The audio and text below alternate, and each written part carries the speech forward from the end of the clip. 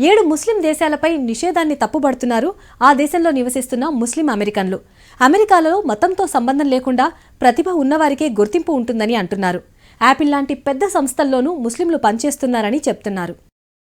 My name is Radian. I do live at Irving, Dallas. So I was speaking about the immigration ban, which is now, you would see, in this country. Immigration is as old as human history. It's not that it has recently started. So, I mean, if we have, it's very much linked with our economic issues. And people will be moving from one place to another. So if we see that it is a ban here, then we will not coming here. We will be going to the other places. And as a Muslim perspective, I would say that I'm being a Muslim. I would say that it's very much unfortunate that it has been targeting only to the Muslims. America is very much a skill-based economy. If you have your skill set, you could sell it here. And American Muslims, if they don't have the skill set, they cannot survive here in this country.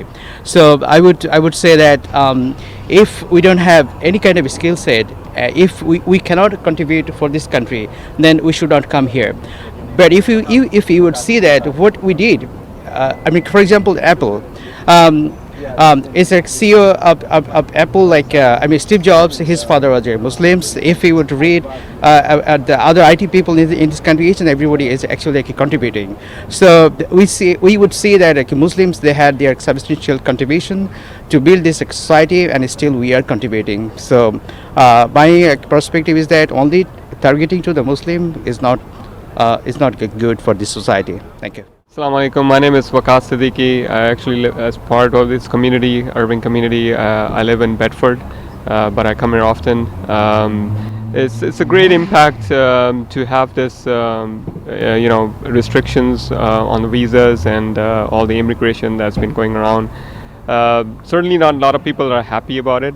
The major impacts that I see is, because I have an IT background and, I work for IBM, Ernst & Young, and also Accenture, and as you can see, the CEOs of most of the IT companies are spoken that the impact is on the skills required, and also in terms of it's the culture that gets impacted, right? We are getting kind of differentiated within the groups. So as a Muslim, the impacts on the community really is affecting people, because a lot of people are living in scares right now. What's going to happen? They're unsure of the future, how to impact their families. I know a couple of guys myself who actually went back home just to visit, and they cannot, they're worried how they get back into the country.